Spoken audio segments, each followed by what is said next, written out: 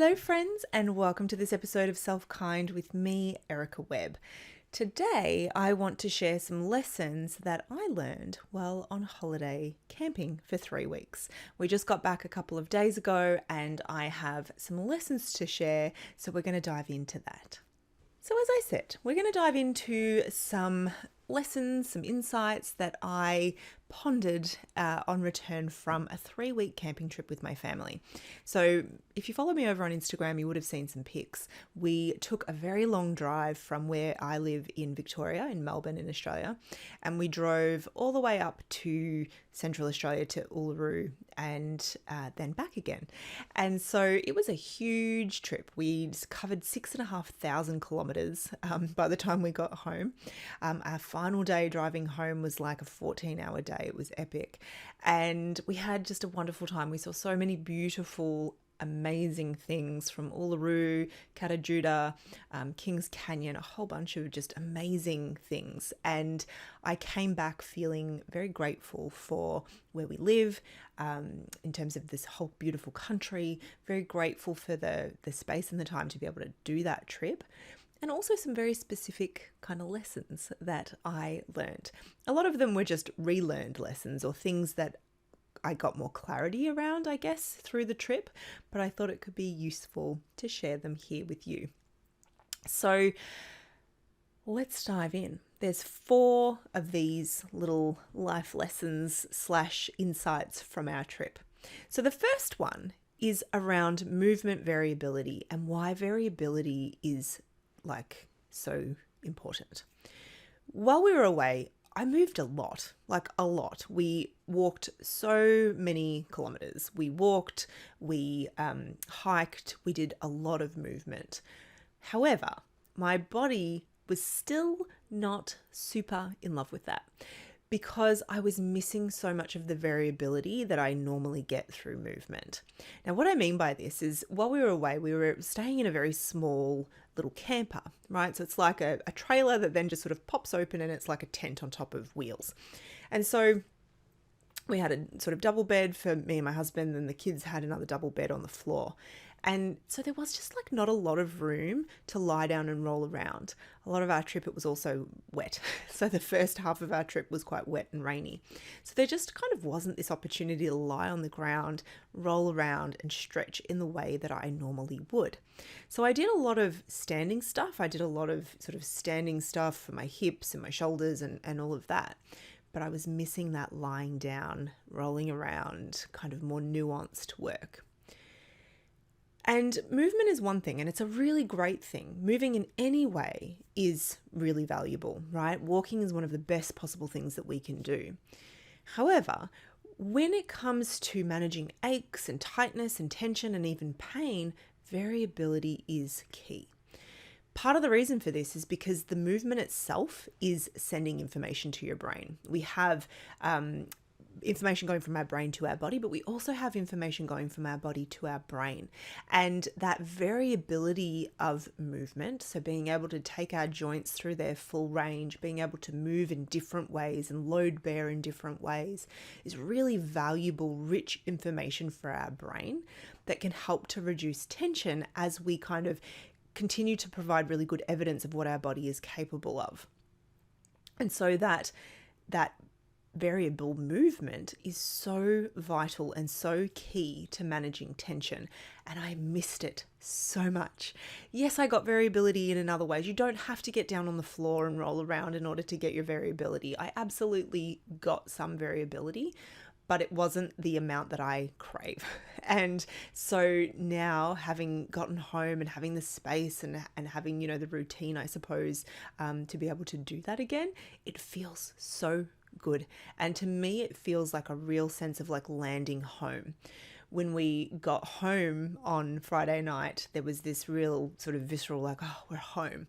And that's the same feeling that I get when I do those sorts of movements. It's like landing in the nooks and crannies. It's being present to those smaller, more subtle movements and feelings, which I think cascades then into the rest of our lives. So that's number one. Variability rules. Variability is so important, and it doesn't have to be difficult. You don't have to get down on the floor, but it certainly is my preferred way. Number two is that knowing something or knowing about something is quite different to knowing it, like embodying it, understanding it.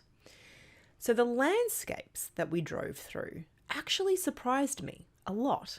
I've never been to Central Australia where we went before, but of course I've seen pictures, I've seen videos, I've seen, ad campaigns for it, I've seen family photos, and yet the landscape still really surprised me. It was different to what I expected, even though I had some idea of what to expect. And this really got me thinking about how there's a difference between things we think we know because we've heard about them, we've maybe even played with them a little bit, we've seen a video, we kind of like understand it intellectually, but we haven't known it, we haven't embodied it, we haven't experienced it really fully, properly for ourselves yet. And they're very different things.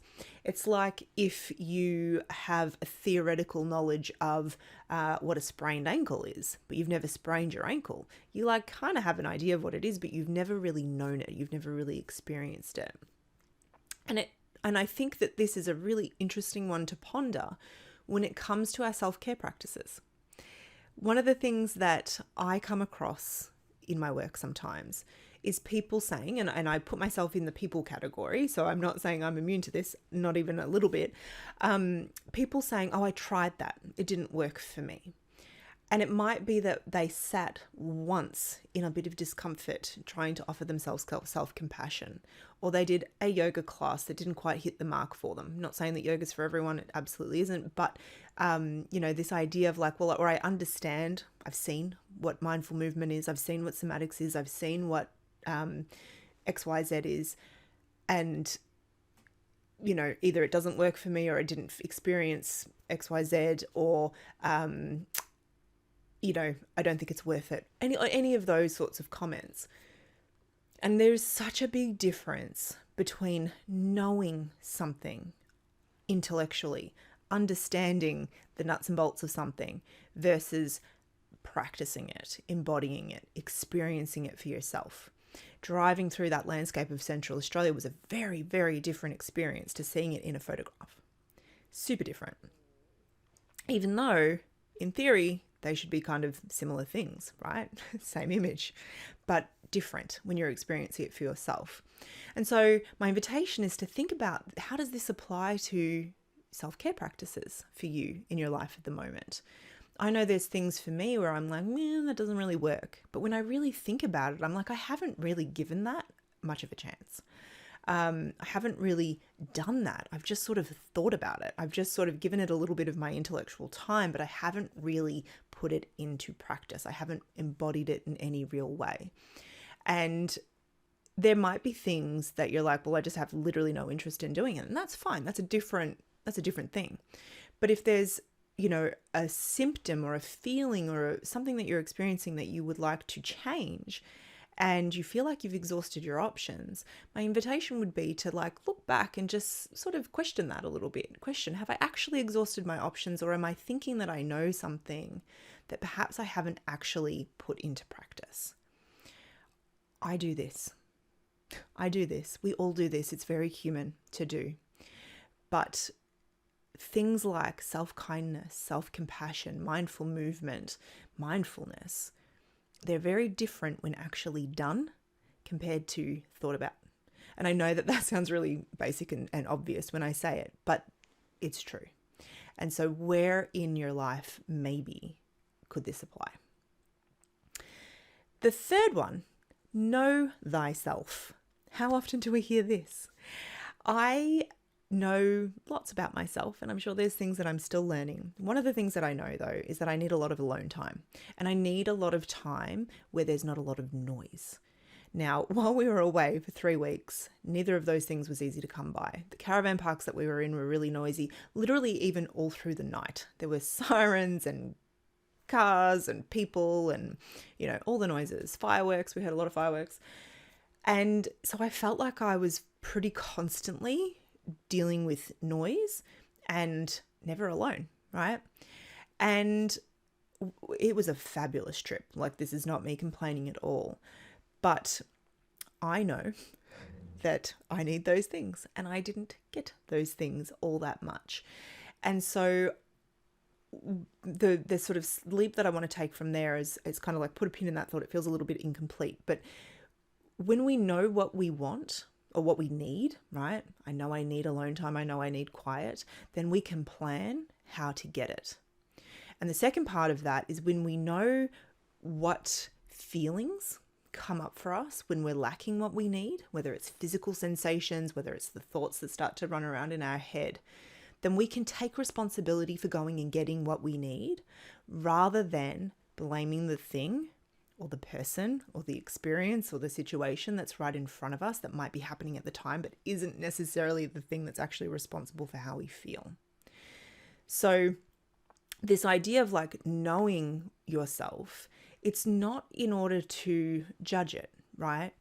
I could look around and be like, wow, why is everybody else able to cope so much better than me with this constant noise? How come they can sleep and I can't? Or, why do they seem to have an endless social battery and mine is, seems to be half the size?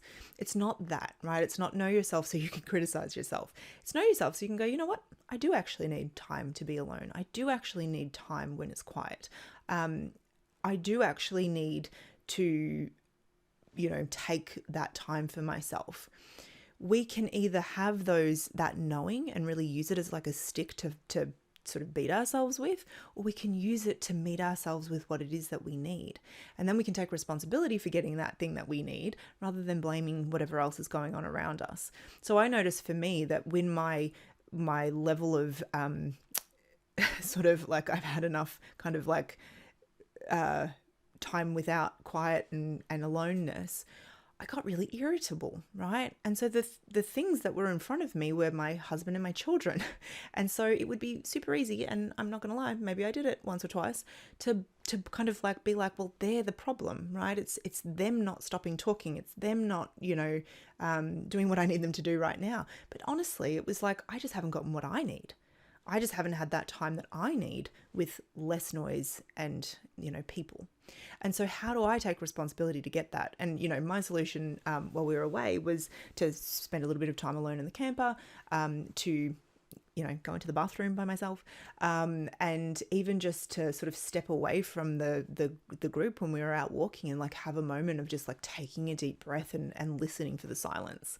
So there's ways that we can use what we know about ourselves to meet ourselves with the kindness and the curiosity and the patience and the love that asks for, rather than the judgment.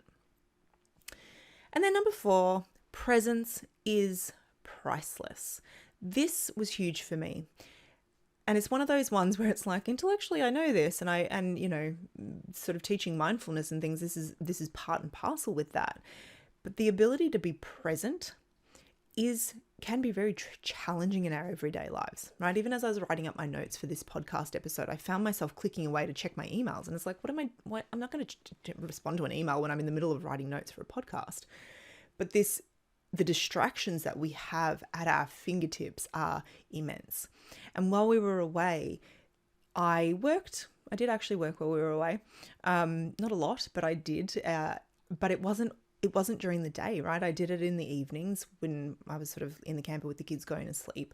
It was all very structured. Like there was no time to be doing work while I was out on a hike. And the way that presence made me feel was amazing. Familiar feeling, of course, but as I've come back home, I've been like, how do I want to put this more into practice? How do I want to be intentional about creating pockets of presence without the distraction and without that like pressure, that time pressure? That's something that I know really like pushes on me. Some people thrive under pressure and time pressure. I like space. I'm still kind of do things last minute, but I don't like the, ticking clock.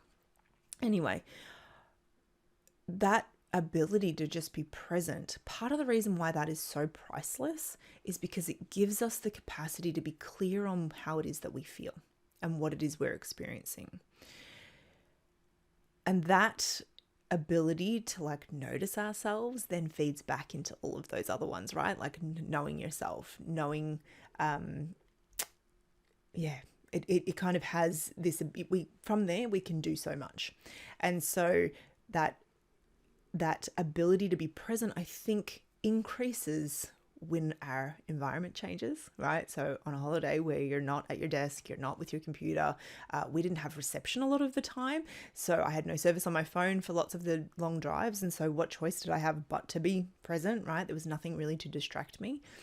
And so I've come back noticing how easily I'm not present in my home environment because there's so many things all the time to be doing. And so thinking about like, okay, how am I going to create these pockets of presence? Even though that was something that I've been mindful of anyway, it took on a new level of importance for me because I really recognized how it made me feel and how it made me feel in relationship to other people too. My ability to be present without being like, but I have to be doing this, all of that mental chatter. So they're my 4 little things that I've come home from this trip with. The variability for movement is so important. Variability rules.